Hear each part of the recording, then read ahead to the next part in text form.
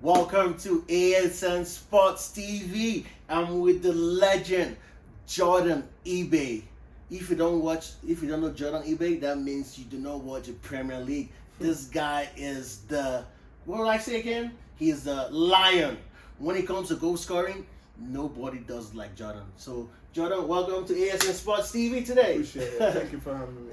We're honored to have you on the show today. All exclusive, babe. All exclusive with Jordon. He doesn't come every day. Only on ASN Sports TV.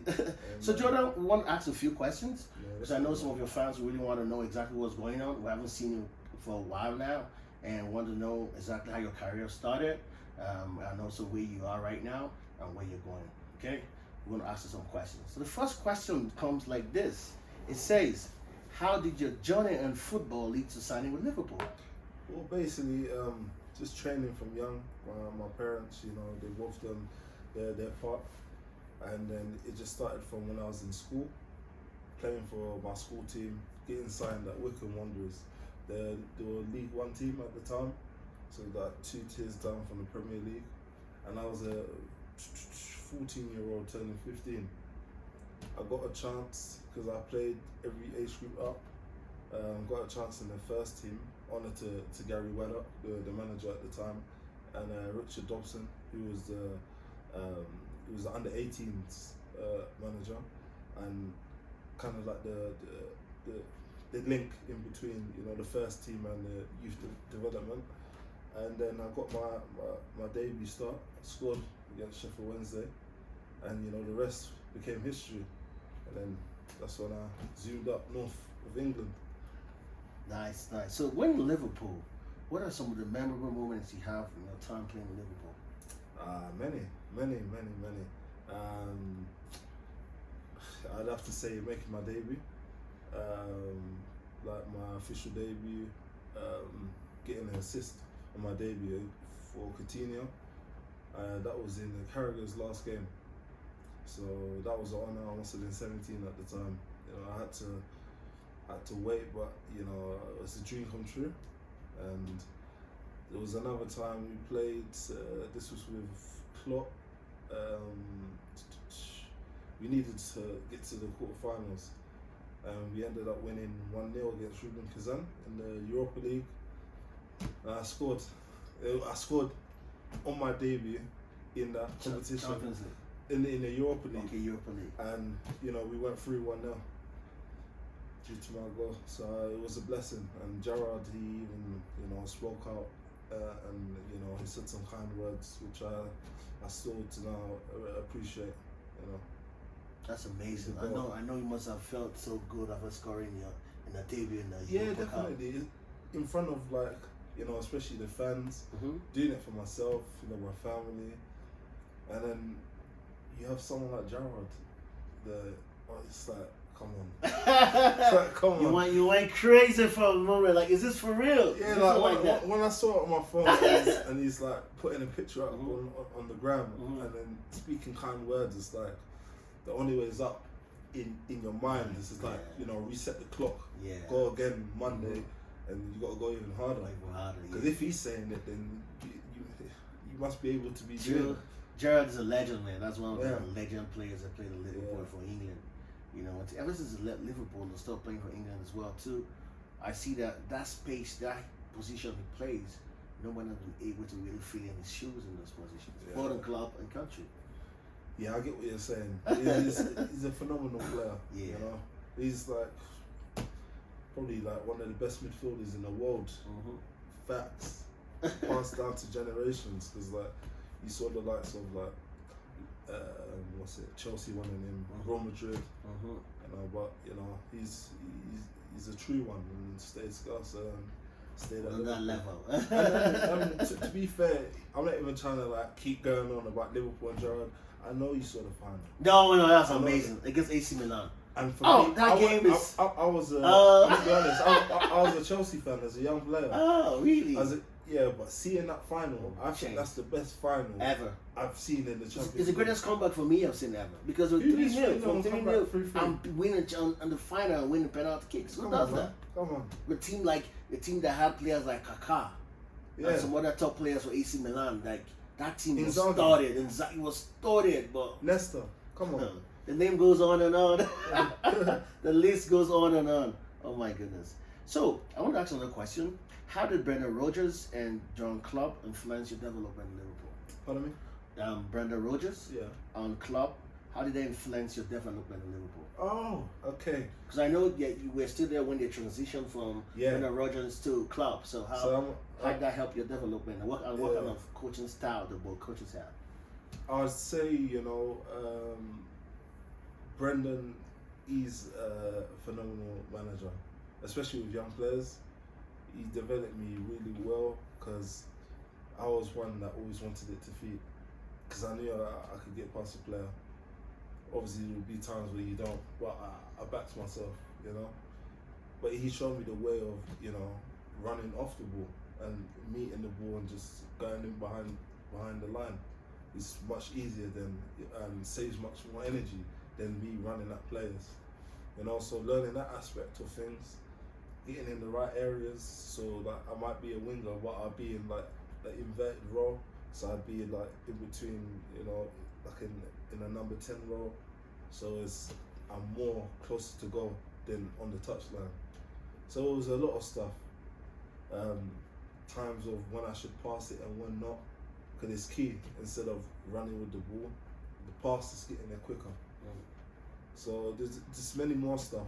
And then with Klopp, I think because I had all them elements, it was more man management. He was kind of like a father figure at the club for every player. I'm talking it could have been Colo Torre, and he don't need no father figure, He was the uncle to me. Yeah. Yeah. So he was a father figure. He was like the 12th player, even though he went on the pitch, just giving you that encouragement, just make you feel like we could be losing 2-0, and he'd make you feel like at half time he just speak to us. He used to slap the back of my head. It would be for good and for bad, but like when he's doing that, it's just getting you gassed up. It would get the crowd gassed up, and just like it would motivate you, man. And you would think to yourself, along with other players that I've said it, you know what? Let me run for this guy. Let me work for this guy.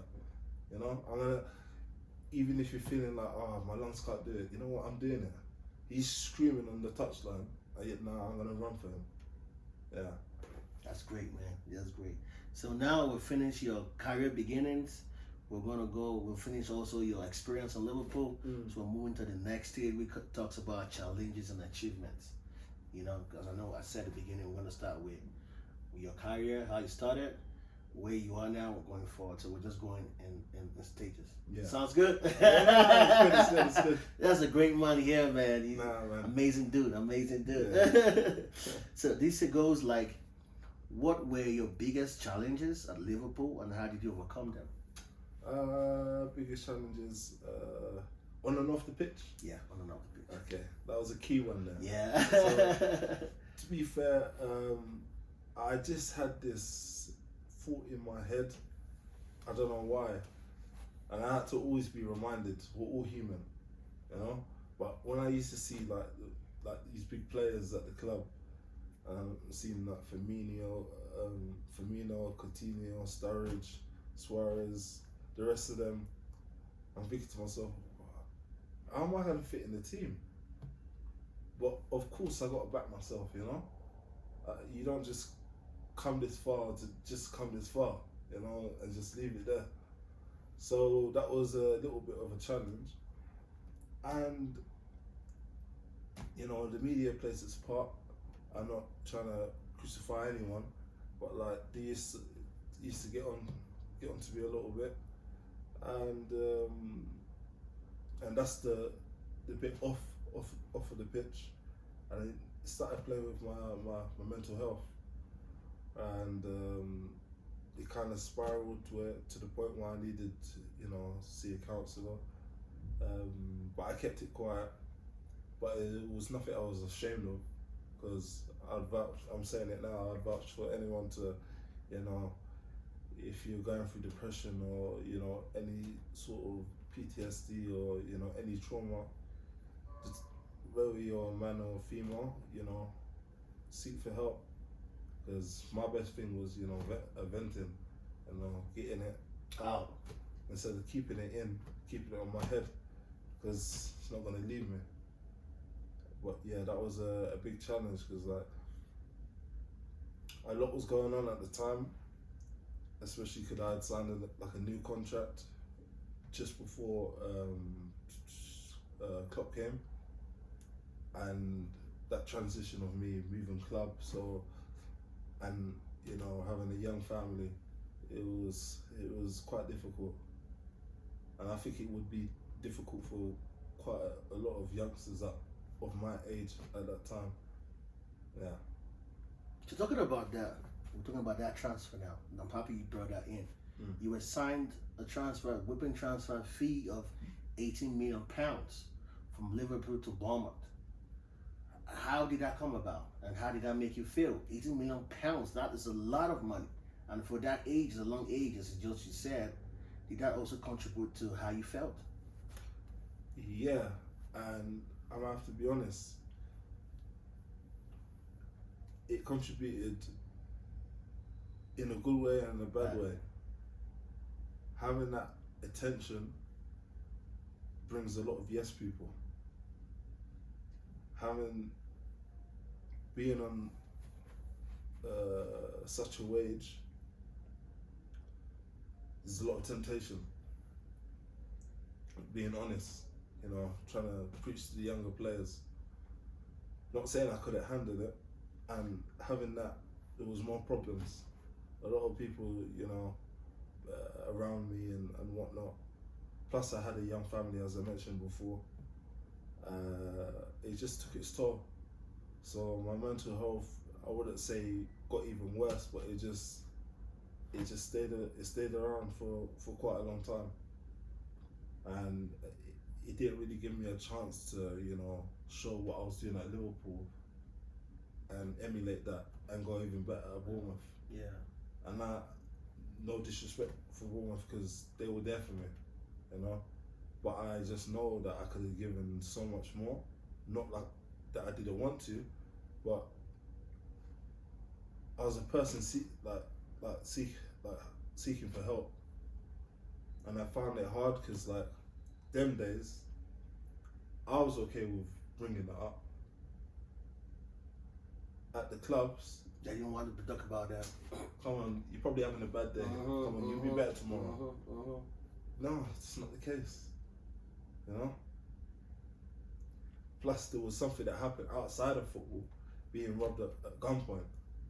So that kind of just took it to the top.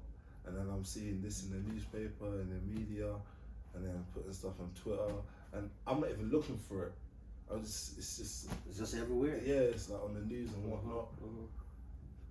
Quite embarrassing, especially for something like this to happen in an area that I grew up in. So more like you might know the person that must have done it, something like that. No comment on that. Yeah, I got you. Yeah, no comment on that. But within the same borough, it's like crabs in a bucket. Yeah. You're supposed to wanna, go back to where you come from.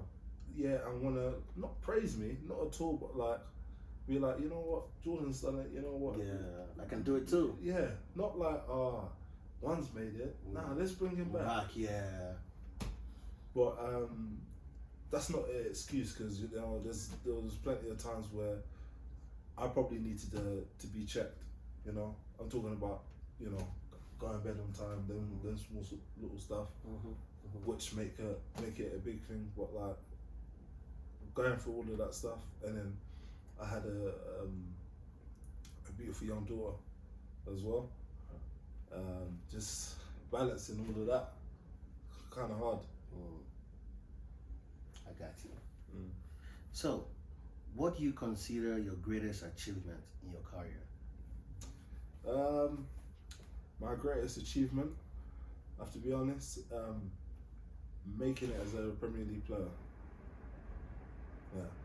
It's a dream come true. It's a dream come true, but at the same time, I know I could have done so much more. Like, literally so much more. But this was God's plan, you know? And God's plan ain't finished with me. True. Very true. And I said no cap on that. I'm not capping. You know? So I just have to give thanks to God, and during that time of absence, I've been getting a bit closer spiritually, you know. I feel like I needed that time to, you know, be away, get to know myself a bit better, you know, be more responsible in terms of family-wise, you know, not be the young Jordan, the adult Jordan now, who has a daughter as well, because she's gonna be looking up to me, you know. So there's been a lot of great experiences, some bad experiences, but to learn from, and I'm grateful that they were bad experiences, if you understand what I mean, because it's shaping me who I am today, and, you know, giving me more hunger, more purpose. So if the opportunity doesn't present itself again, just know I'm ready. Yeah, and it's, I know I'm dragging it on. This means a lot, you know. So any sort of opportunity, I'm hungry. Thank you very much for that. It shows that you've gone into and you've grown since your personally and your professionally. Since you've grown Liverpool, you've grown and you've grown to maturity, and you're trying to move forward to the next level, which is very amazing and very heartwarming. First of all, I just want to say thank you very much for this opportunity, because you've been able to, you know, really talk about personal stuff. You know, and I appreciate that, because that makes the fans really realize, see, we are all humans regardless of the status we achieve in life, regardless of where we are. At the end of the day, it falls back to we are human beings. And we have feelings, we have emotions like every other person. No matter what the highs we get to in life, the human thing is still there. You're still human after all. Sometimes, you know, I love all the fans, but like, you know, football's very passionate, and I think sometimes people forget. They might think, oh, someone's on like 100 grand or 40 grand or whatever it is. They're like, oh, just suck it up. You need to play well. You know, we're paying your bills and whatnot. But like, if the mind ain't right, the feet are not gonna play. True. It's 100% fact. Right. So we've moved. Well, this has been beautiful, because you've even answered the questions even without me asking you those questions, because I was just answering the questions. I've got a purpose, bro. It's not so even, you know, I like the way it's going, we man. can continue. I know. We can freestyle now. So we're gonna go to this part now. It says your current and future plans, right? So it says, what are your current professional engagements or projects? It's mainly, I'm fit. That's the number one thing I've just been on, you know, remaining fit. Been speaking with some people, and just seeing where that goes, because you know, I do still want to play football. I just need the time out, and if, as I said, the opportunity that does come again, I'm gonna be ready. And you know, it's going to be a better, mature player. I know people will say, he's been out for like 3-4 years. It don't faze me, you know. I've obviously got this talent. The talent don't go away. It's just the hard work will come back. The hard work beats talent if talent ain't working. True. If I bring that hard work back, then, you know, it'll be good for me. Okay. So what are your plans or aspirations for life after football?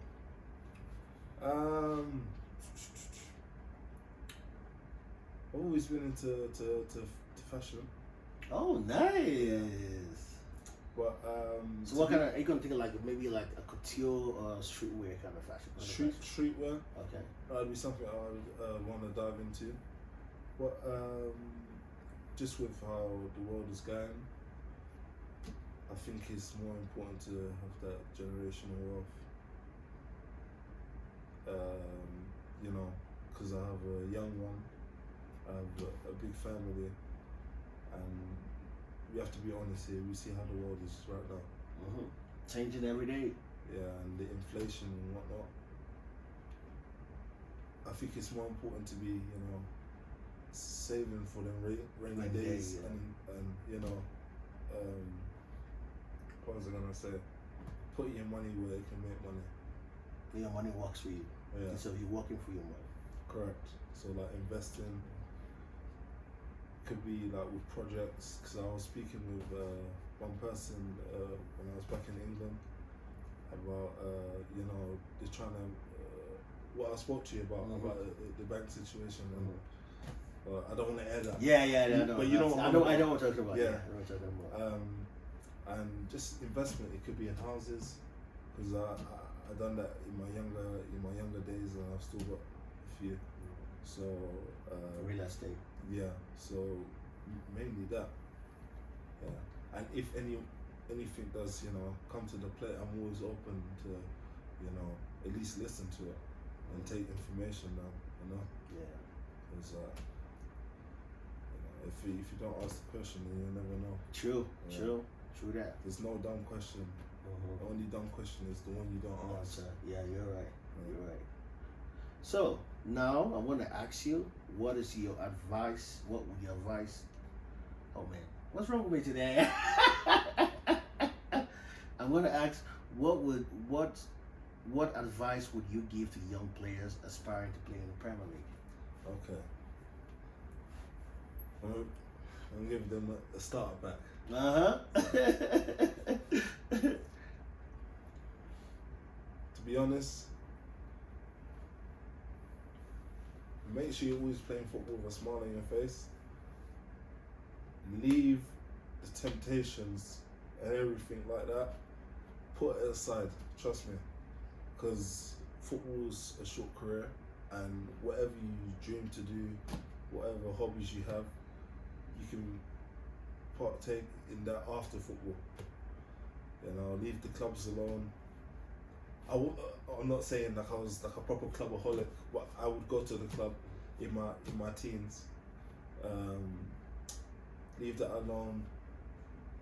To be honest, it works for.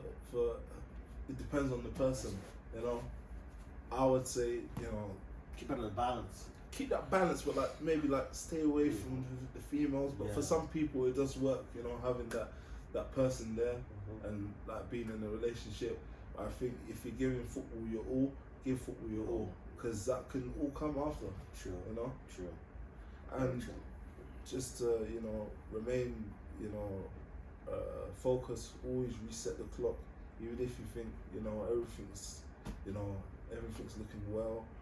Just need to keep humbling yourself, and whoever you are, just keep what entity you ever, whether it's God or Allah or whatever, just keep him in mind, or whether you're spiritual, and just walk with him. So the last question goes: how do you stay motivated and maintain performance level? Because being on the top is difficult. It's when it comes to fitness. As we talk, say you're fit. A lot goes into fitness preparation, from your your meal prep, to how you sleep, to how you run. Basically, your body runs like a machine to be on that top level. So how do you maintain that performance in that level? Because you've been the toppest level. You played Europa Cup. You've played in Premiership with the top teams like against United, Arsenal. You scored against Arsenal. So it takes. Yeah, you scored against Arsenal, right? He's trying to get me there, right? So how do you maintain that top peak level of performance? My mom used to always say to me, you wouldn't put nonsense in a Ferrari. Sure. When you're trying to fill it up, you have to put the right petrol in there. And I wouldn't say that's something I've always lived by, but it's something I'm starting to take on board since I've been a bit older. The diet's changed due to close people around me. Because we was laughing as well. What was the rest of the question as well? stay motivated. Stay motivated. Yeah, because that's very difficult too, you know. Yeah, definitely at the heights of like playing in the Prem, especially when I was at Bournemouth, because we had like, I don't know why, but we had so many games against Chelsea, and it was it's difficult, you know. But my daughter was my motivation, you know.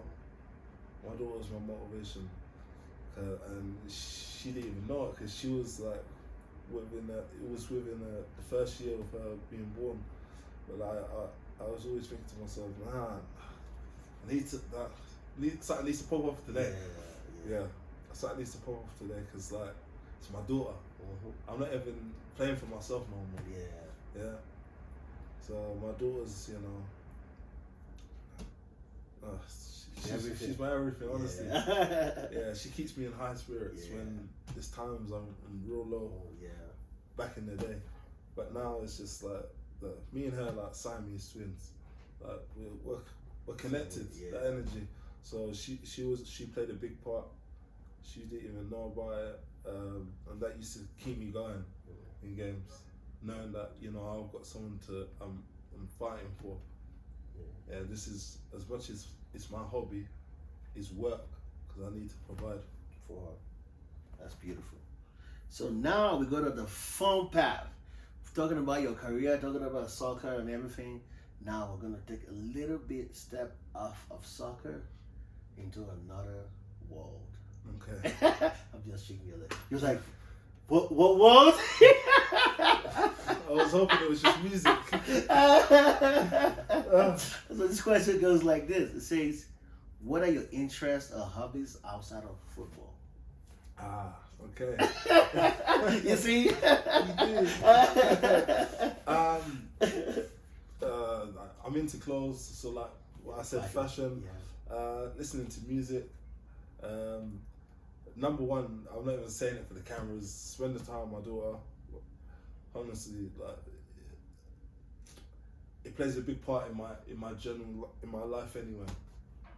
And it makes me even better when I'm around her. That's my hobbies, being around my boys. Cause I keep that circle small, but I've got some real ones, you know, from school times and my cousins, family, friends, and obviously my parents. So what kind of music are you into? Hip hop. Hip hop. Okay, nice. So who's your favorite hip hop artist? And R&B. Probably that. You don't like it? No. I like everybody. Just based on the perspective it comes from. You know what I mean? Travis Scott. That's what. Yeah. You took but out it's a good artist. It's cool. You were saying something else at dinner. No, I like him. Just that you know. I just you know. You What we're talking about, you know. Yeah. And another one would be Party Next Door. Oh, nice. Yeah. Nice. He's a real gem. Like nice. his music's like top tier. Yeah. So you like Afrobeat? Oh, I love Afrobeat as well. Asake. Oh, Hey. nice. What's your favorite Asake song? I think it's the whole album. There's Organize. There's Jonah. There's that Peace Be Unto You.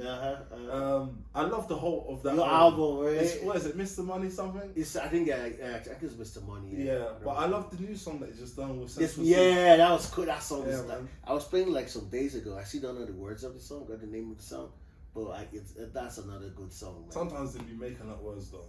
But it rhymes with the beat. Yeah, but it goes Afrobeat, you know. It goes anywhere. One, even saying like Central C, like he's holding the flag for England right now. Yeah, that's why I was surprised. Honestly, like, I didn't even believe that whole mix of Central C were gonna work together. You know what I mean? You know, so when you put good energy with good energy, it works out together, right? It'll make its way, you know. Yeah. All right, guys, you heard from Jordon. We've talked about his career path, how he got signed from Liverpool, and also he's talked about his likes of the field, and so many things. Even advice to the young people that aspire to become professional players. Thank you so much, Jordon, for your time. It's been an amazing time with you, man. Yeah. Amazing time. We're not even finished. You know what I mean? We just got started. Yeah. We just got started, man. This is just an interview. Yeah. got some stuff. Yeah. Off camera, man. Off camera. All right, guys. You'll be watching ASN Sports TV, where we bring all the actions. We bring it to life. Thank you for watching, and we'll be back with way more interviews and more actions. Thank you for watching. It was a pleasure, man. Love.